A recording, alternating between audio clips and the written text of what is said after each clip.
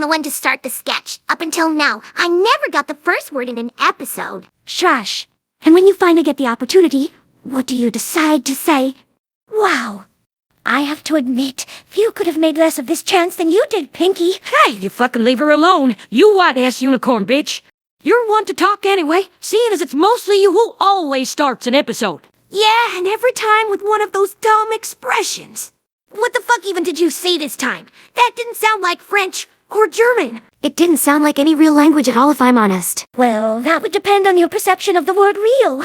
In a manner of speaking, it is real, as it is based on actual ancient languages. Oh my god, I think I know what you're playing at. Yep, I'm speaking Wenja Manu Hachwas. Wait, you mean that caveman speak from that Stone Age fur cry? The fuck? Why? Why not? It makes me feel smart and powerful when I can say things no pony understands. And now, not even any viewer can understand me. It's perfect! Yes, there are no subtitles in Equestria. Now you're not even playing by your own rules, Rarity. But fine, I will allow it just this once. But you must promise me that you will unlearn any and all words of this language right when the episode ends. Or else Robotus is gonna have another character death to write. Sheesh, some ponies really have some irrational hatred for such little things. What, Maori? By the way, I find it really nice and respectful of you to just go and steal the spotlight with your new trope. Did it ever cross your mind that I was actually going somewhere with being the one to start the sketch? Well, for a second, maybe. But be real, Pinky. Were you? Well, maybe not this time. But my point stands, it was fucking rude. Sigh. Okay, is this episode about anything other than Rarity's now even more annoying tick? Funny you asked that, Twilight, because it indeed is. Actually, me using Wenja's not the most important thing I have to contribute in this episode. What else? You're not gonna announce that you went and had the Nayurine statue finished or what? No, we're far from that still.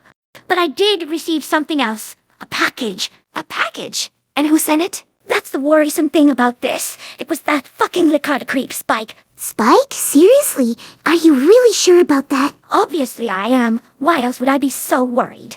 First of all, the package contained two things, a sealed scroll and a wrapped-up rectangle. Oh my god. Frashta, it was another one of those framed dick pics he loves to send me all the time. Wait, I feel we're missing something here.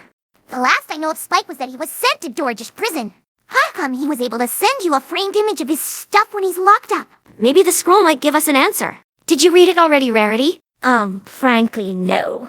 Call me a whim, but I was kind of terrified to read it. What if it says that Spike has broken out of prison and wants to come back for us? Or worse yet, only me? Well, no use just dreading it. Oh look, it's one of those read-aloud letters. My most beautiful and fairest queen, Rarity. I, your humble servant and eternal lover, wish to inform you about my latest endeavors of worship. First of all, you can rest easy, knowing that Dorjish prison has been treating me fairly, and no unnecessary hardships were bestowed upon me. My time here has been rough, but at the same time very reflectional. Not least because of Dragon Lord Ember. Turns out letting myself be brought into a prison where I would stay for an extended period of time wasn't the best strategy to evade my lord's wrath. It didn't take long for Ember to show up in my cell. I think I can consider myself lucky to have survived this encounter, yet at the same time, it was everything other than a pleasant experience. I don't want to shock you with any details. Let's just say that Ember taught me a very sticking lesson what it means for a dragon to dishonor his lord.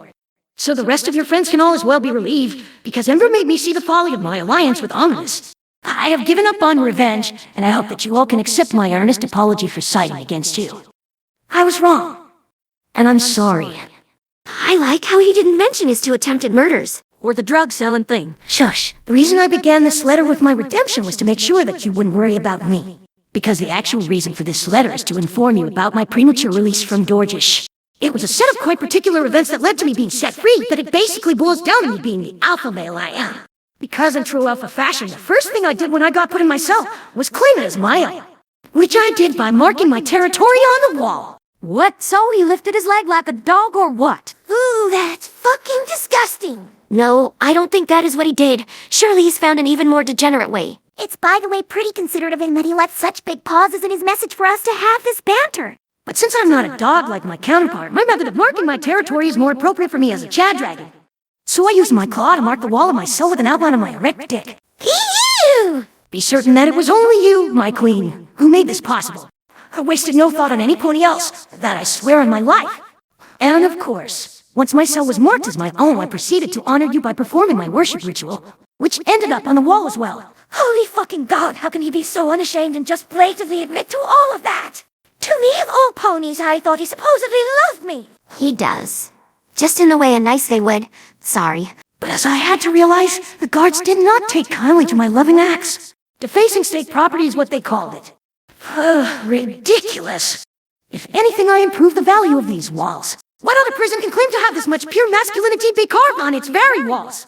And I didn't let myself be stopped by some virgin prison guards who likely never touched a mirror in their lives. Kind of ironic, that remark. So when they put me in a new cell, I just retraced my ritual every step of the way. But the guards just wouldn't let me have this. We continued to play this charade of them putting me into a new cell and me courageously stepping up for what I believe in the name of my queen's honor. Eventually, all the cells were marked as mine. By that point, the guards began to despair. They obviously were fed up with being confronted with that much manliness in every one of the cells. I guess they couldn't bear the testosterone I emitted, as it reminded them of their beta status. The other inmates didn't help them matters, because all they ever did was laugh at them for their failure of keeping my oath in its chain. Every inmate that was put in one of my cells just kept on laughing. Oh yes, surely that is the reason they were laughing. Yeah, not the fact that they probably just thought the dicks on the walls were hilarious. Which is honestly exactly the Nevo this series is at. Gotta love Robotus and his so-called art. Anyway, the guards finally decided that they couldn't handle my sheer chattiness, and they decided to let me go. My guess is they were afraid of me marking their break rooms next, and I would have given the chance. But alas, my time in Dorjish has now come to an end, and so I am happy to announce on this exceedingly long scroll that I'm currently on my way back to Ponyville. But like I said in the beginning, I have learned from all my wrongdoings. No more schemes and teaming up with villains, no more selling drugs to fillies, no more attempting to murder any pony. From this day forth, I will devote my life to one sole purpose, the worship of my queen. I promise that from now on, I will only live to serve my regal rarity and to let her feel my eternal love. And maybe one glorious day to finally score with her. Wow, subtle as a sledgehammer. He did write that part in brackets, though. I hope that when I return home, we can all put everything that was behind us and start anew. I am counting the steps I take to finally return to your sight, my beautiful goddess. Forever yours, your loyal white knight, Spike. Huh, well, that was certainly an interesting letter. I must say, I'm not really sure what to make of this news. Well, I for one certainly am. This piece of ass dragon seriously thinks he can just evade his prison sentence by scribbling his junk on every wall. I mean, obviously he can, but that doesn't really surprise me in this country anymore. That's just the competence of Equestria's government at work. Aren't you also part of that government? On paper, yes. But since I got Luna back from Celestia's hiding castle, I left all that shit with her. After handling it for almost half a year, now it's her turn to deal with that. And Dorjish Prison, might I remind you, was Celestia's invention. So it's quite fitting that the guards that were just as incompetent. But that doesn't make this okay. And mark my words, my castle is locked for this creepy incel. I'm not taking him back and forget it. Touche, Twilight. Now you might call me insane, but I for one think that he really sounds like Ember knocked some sense into him. At least enough that he won't be in actual danger for others anymore, and just go back to being his usual simp self. You sure you ain't just advocating for him because he's your biggest source of income? Well, I won't lie. My finances have taken a little loss ever since Spike was arrested. But even besides that, won't we just give him a chance? Who knows?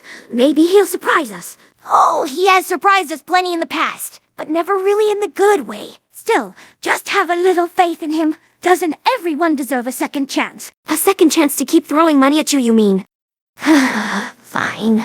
Then I will see if I can bring myself to allow him back in my castle. But to be clear, if anything goes south with this asshole, you swear that you will then take him into your home, where he will then live under the same roof as you.